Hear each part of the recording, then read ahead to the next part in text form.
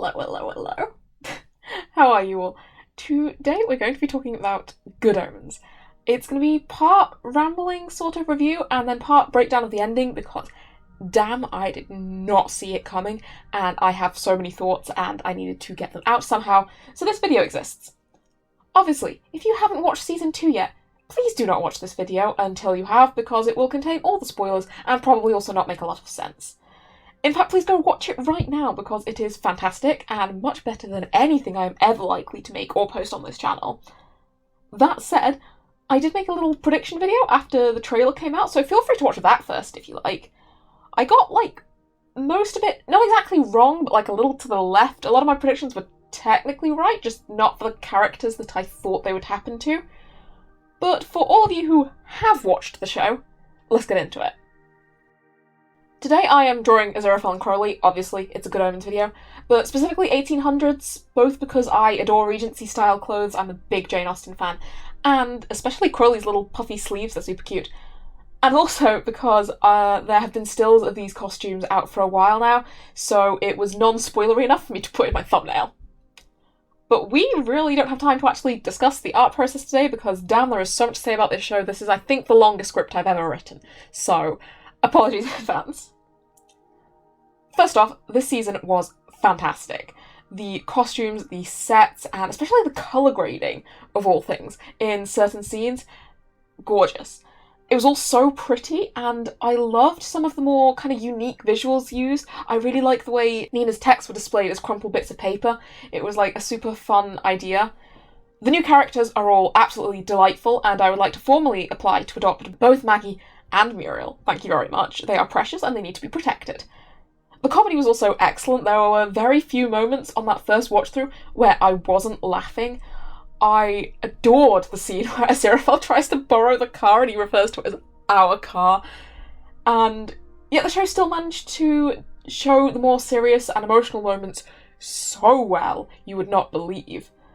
The little details like Aziraphale having so many fire extinguishers and electric candles in the bookshop to kind of recognise what Crowley went through in season 1, plus the comment about how he knows Crowley likes to come save him and so he sort of gets into trouble on purpose.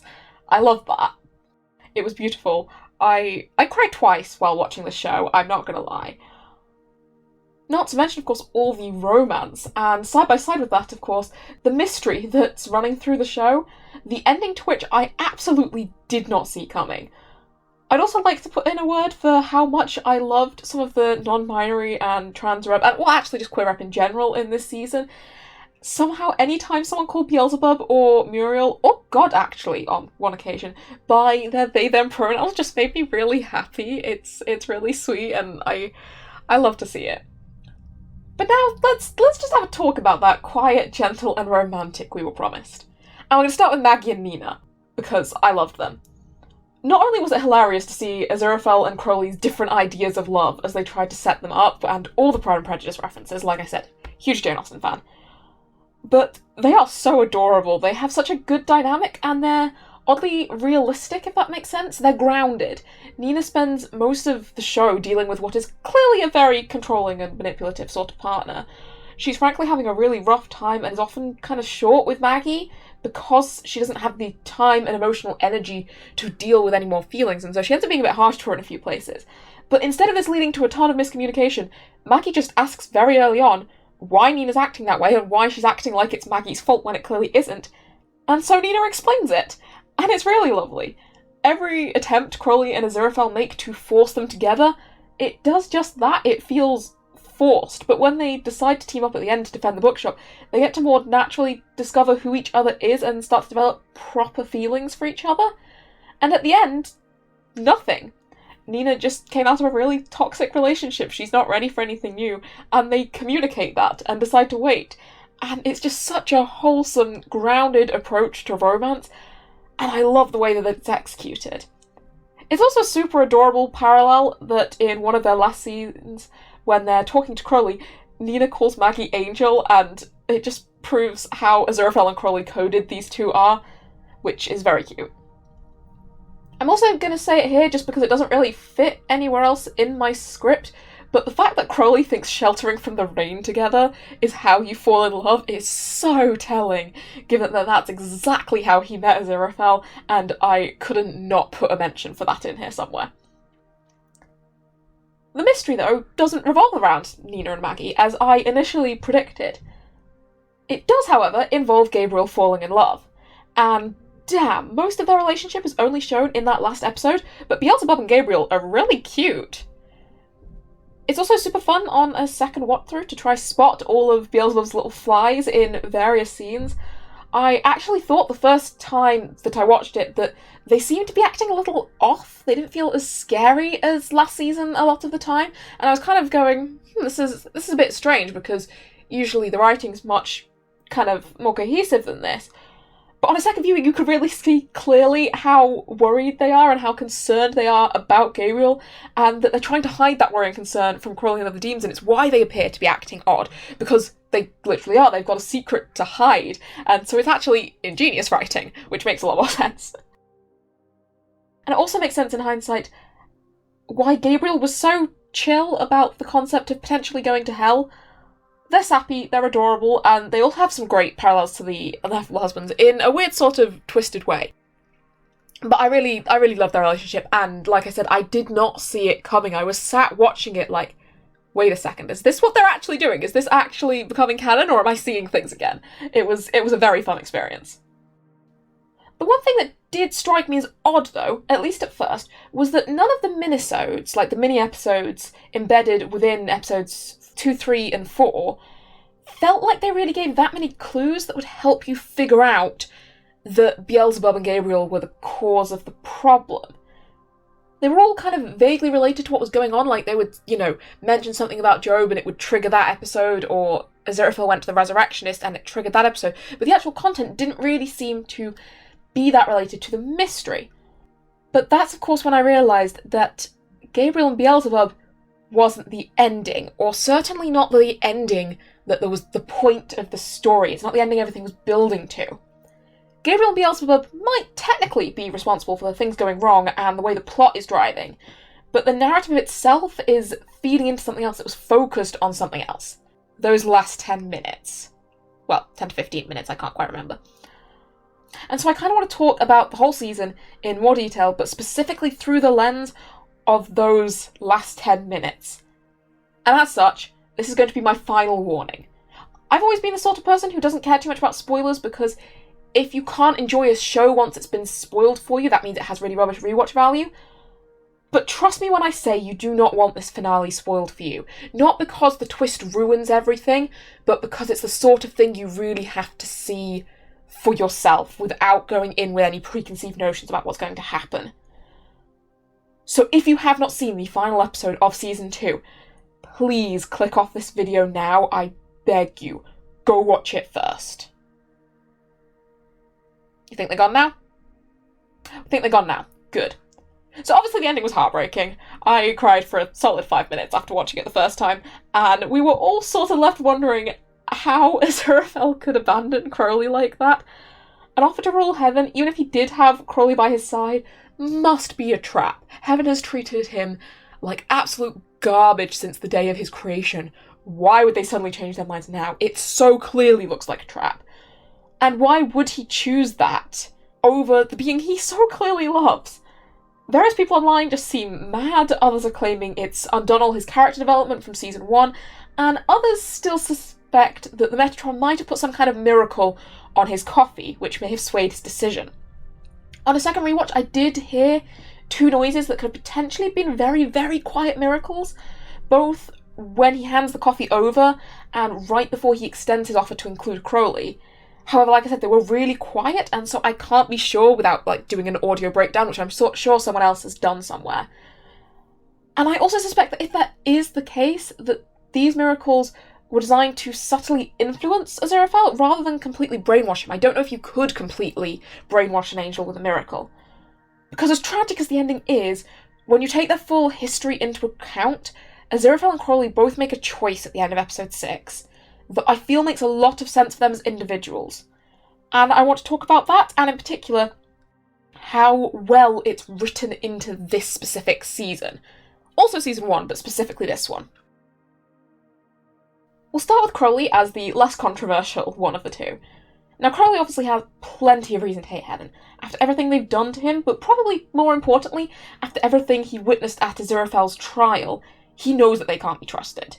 This is particularly clear through the conversations he has with Gabriel, which are some of my favourite moments in the show, actually, that highlight not only is he still furious about what happened to Aziraphale at the trial, but he never actually told the angel the full story, which, keep that communication thing in mind, because as you probably guessed, it's kind of important.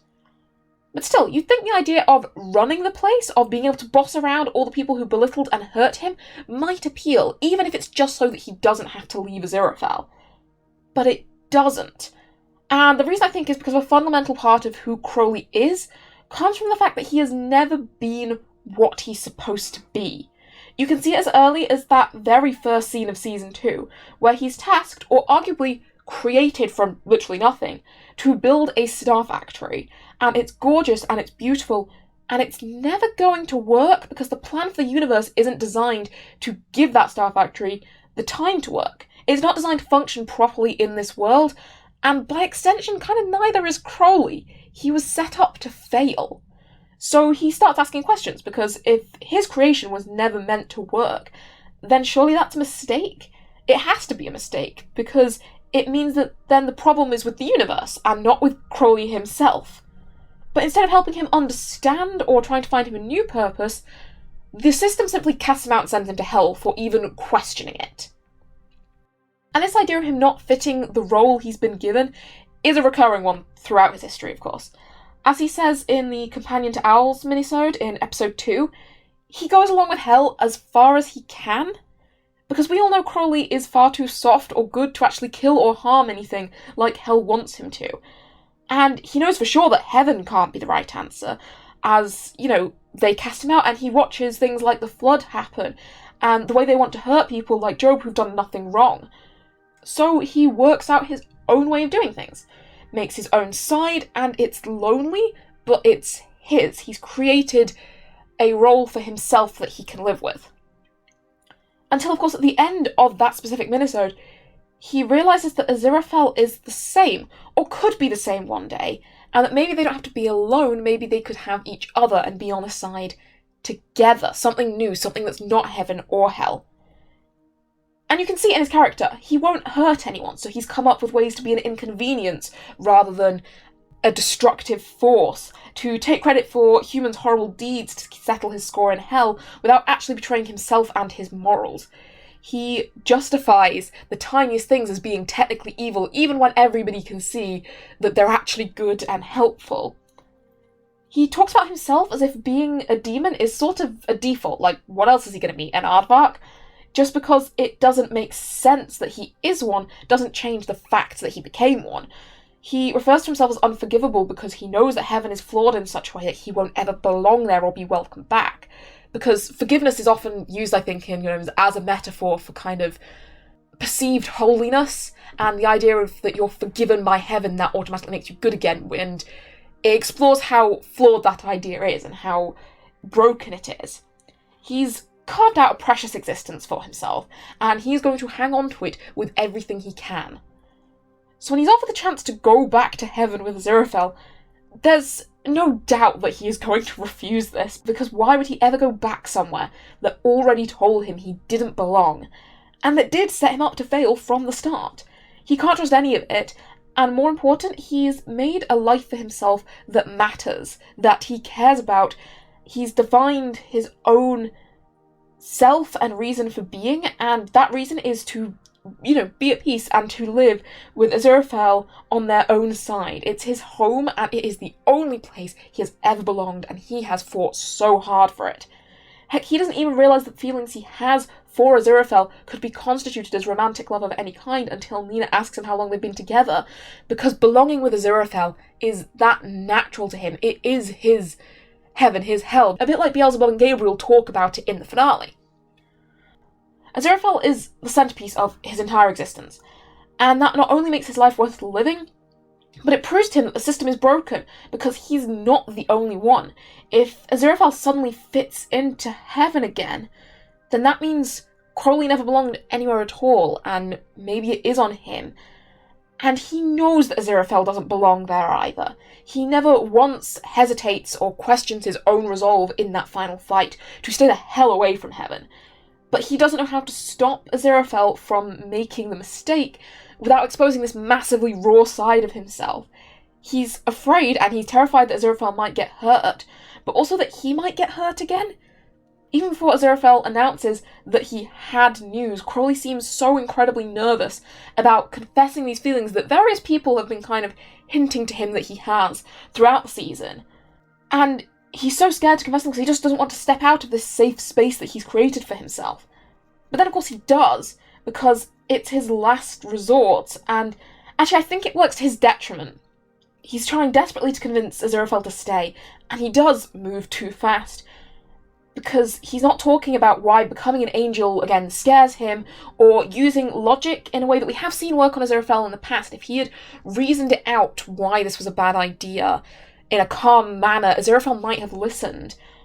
But he's just spewing emotions completely at the wrong time, in the hope that something, anything, will make Aziraphale change his mind, because he's desperate and he's scared. And it's this breakdown of communication that's been causing problems for them all along, because he's not explaining why he personally has such a strong opinion about this. And now that we've all cried a little bit about poor Crowley, because it is poor Crowley, he's definitely got the worst end of this deal, let's talk about Aziraphale, because sad as it may be, his actions also make a lot of sense for the character, especially given his character development at the end of Season 1, rather than in spite of it, as some people have claimed. You see, Aziraphale's always struggled to reconcile the fact that heaven is supposed to be perfect and good, because God made it that way, with some of the clearly terrible things he's seen heaven do. And in Season 1, he eventually starts to accept that heaven is in fact flawed and broken, and he takes a stand with Crowley, and we love to see it. But throughout this season, we see more of how that came to be, as Aziraphale repeatedly wrestles with his own morality. We see it in the episode with Job first, where he's confronted, for the first time, as far as I can tell, with heaven not just killing, but killing a very specific group of innocents, seemingly on a whim. In the flood, at least, they were more anonymous, and there was supposedly a reason. There were sins that had been committed, and these people were being wiped out in penance for that. But this is the first time Aziraphale has realised that he just can't agree with them, and that they might be wrong, because how can Job and Cetus deserve to lose their actual children just for being too good? It doesn't make any sense. Then again, in the Gravediggers episode, he had to face the idea of kind of lesser evil, and that sometimes you can do bad things for the right reasons, that sometimes there isn't a right answer, and that his goodness sometimes has really horrible consequences. His whole history on Earth, he is learning all the time that nothing is as black and white as heaven thinks. It's shades of grey, and the minisodes in this series are designed to highlight this, I think. The problem is, the flaws that he can see in heaven and that he discovers properly and accepts at the end of Season 1 are directly linked in his mind to the behaviour of certain individuals rather than the system as a whole. He and Crowley actually contemplate together at the end of Season 1 whether God designed Armageddon to fail, because at the end of the day, 6,000 years of believing in something can't disappear overnight, and he still thinks of heaven as the good guys and the side of righteousness, even if he acknowledges that simply being in charge of heaven doesn't inherently make you good. He started to kind of come to this idea that not all angels and demons are black and white, good and evil. That angels can be flawed and demons can be good, but heaven itself is still fundamentally the side of right, because that's what he's believed his entire life. So that, of course, means that when the Metatron offers him the chance to be in charge, it's not just a welcome back to heaven, but it's a chance for Aziraphale to make heaven the way he always believed it should be. He could fix all the problems in the system himself. He could set proper guidelines for morality and good and evil with the context of lived human experience, and voila! No more existential crisis. Although it's notable that he actually isn't present when Maggie and Nina call Crowley out for meddling in their love lives, and demonstrate just how much both Crowley and Aziraphale still have to learn about humanity and the way it functions and what it means to be human. He misses that conversation entirely, and I wonder if it would have made a difference. There is, of course, one problem, though, that Gabriel and the others weren't responsible for, something that was decided by God that threatens to break this whole illusion Aziraphale has created for himself to kind of keep his sanity intact. And that's Crowley. There's not a moment they've known each other when Crowley has not fundamentally confused the heck out of Aziraphale, because he's a demon, so he should be evil. He talks about it all the time. He's like, I am an angel, you, unfortunately, are evil. So he should be evil. But he's not. Humans get the choices, as he says in episode 3. Demons and angels supposedly don't. But Crowley so clearly isn't evil. He's good, or he tries to be, and is certainly no worse than Aziraphale himself. He is making choices to be good, or to be as least evil as possible, and that shouldn't be possible. We get to watch Aziraphale put more and more trust in Crowley over the years until, in 1941, he literally hands Crowley a gun and asks him to shoot at him, and trusts him not to miss, which is insane, but he does it because he knows Crowley is trustworthy and good, or at least capable of good. And Aziraphale loves him. It's so clear how much he loves and cares for him. You can see how smitten he is, even on the day they met, and every moment since. But it can't be right. It doesn't make sense in his head because the Almighty made Crowley fall, and the Almighty doesn't make mistakes. So he tries to forgive Crowley repeatedly throughout their friendship. It happens in the episode with Job, it happens during Armageddon in season 1, and it happens here at the end. Because I think he thinks if he can forgive Crowley, it might somehow make it all make sense and fix the mistake. Forgiveness to Aziraphale is something that can restore you to good, and it's not that he believes Crowley is evil, but he thinks that Crowley deserves to have the right to be good and to appear good and be on the side of good, given the way that Crowley is. Because at the end of episode 6, he's not only offered the chance to be in charge, but he's told that he can bring Crowley with him and turn him back into an angel, which not only solves this problem in his worldview, but to him it seems like a great idea, because why wouldn't Crowley want to be an angel? They've been friends for such a long time, and Aziraphale can see how bitter and jaded Crowley has become since the fall. Before the fall, he was so kind of optimistic and filled with wonder, and there's a shutter over that these days. There's a wall that is in the way that kind of stops him seeing that. And Crowley never even talks about the fall. He shuts that conversation down every time it is raised, always changing the subject or making a flippant comment. Someone pointed out once that in season 1 he actually gives various different reasons for why he fell and different explanations. And one of the reasons he probably does this is because A, he's trying to reconcile it in his own brain, but because he's trying to not let Aziraphale see how much that hurt him. And I think Aziraphale thinks that if he could reverse it, it might make Crowley happier. But that's not how trauma works. I don't think Aziraphale wants to change Crowley, for the record. He doesn't want to change who he is. He would have happily loved him as a demon for all eternity if he hadn't been given this offer. But he also can't see how Crowley being a demon is so intrinsic to who he is and who he's become. There is nothing, really, that scares Aziraphale more than the idea of falling. It's so clear in the Job episode, where he thinks he's going to fall and be sent to hell for lying to Gabriel, and it's a fear that is ingrained in his very being. So there's no way that he can understand that to Crowley, falling is just something that happened a very long time ago that he's had to try to accept and move on from, and that trying to reverse that is a bit like trying to reverse all the progress Crowley has made since then. I truly do believe Aziraphale wants to do the right thing. There's absolutely no doubting how much he loves Crowley. But as Nina said, they never talk. So he doesn't get it. He can't understand that perspective. And that's not to say that this all wasn't an exceedingly hard choice for Aziraphale. He hesitates so many times during that argument, seemingly on the brink of changing his mind for the whole conversation.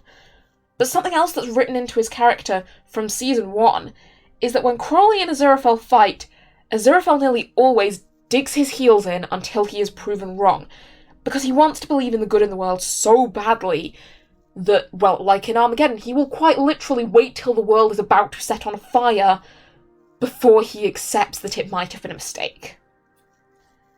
And that is what's so clever about this season. Because you think you're being told a story about how Gabriel wound up on Earth, a silly little mystery, and oh, isn't it cute? Maybe Gabriel and Beelzebub finally getting together will finally inspire Aziraphale and Crowley to do the same thing, and that would be a nice little kind of, you know, side ending if this is what kind of motivated Aziraphale and Crowley to get to. Like, oh, how cute. It certainly occurs to Aziraphale and Crowley. You can see it when it hits them during that conversation about what should happen to Beelzebub and Gabriel, that, oh, this could be them. It's all a fun mystery right up until the end. And then at the end you realise it's not about Gabriel at all. It never was. Everything in the story, from the minisodes to the parallels in Maggie and Nina's relationship and the parallels to the ineffable bureaucracy, it's all coming together to tell the story of how Aziraphale and Crowley got separated. How whatever emotional connection there is between them is still no match for the trauma that they have both been through. How, like Nina, they need to each deal with their past and their hurt before they can communicate properly and form a real relationship. And how they were always going to make the choices they did in that ending. The reason Beelzebub and Gabriel can get away with it is because they don't have that same trauma that Aziraphale and Crowley are dealing with. They're able to get their happy ending because they don't have all the pain and the struggle that went along with it. And it is heartbreaking, especially for those of us, like me, who use this show as a form of escapism from all the rubbish reality throws our way, as a way to try cheer ourselves up and make ourselves believe in the good in the world.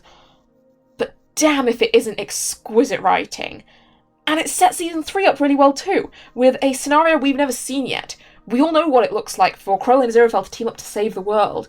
We've never seen what happens when they have to try and do it alone, and when they are not on the same side anymore, and they're going to end up having conflicting interests, I suspect, in season 3, and it's gonna be really, really good.